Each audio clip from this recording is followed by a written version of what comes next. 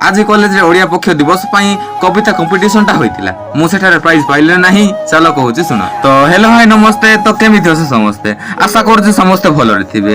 अदिन झड़ वर्षा परे रेडी होई बाहरी पड़िथिली कॉलेज रे पहुंच सारी भीतर को जाइतिली। एही कॉलेज रे किए पढ़िछ बा पढ़िथिलो कमेंट करो। आज किसी कॉलेज अलग देखा जाउछि।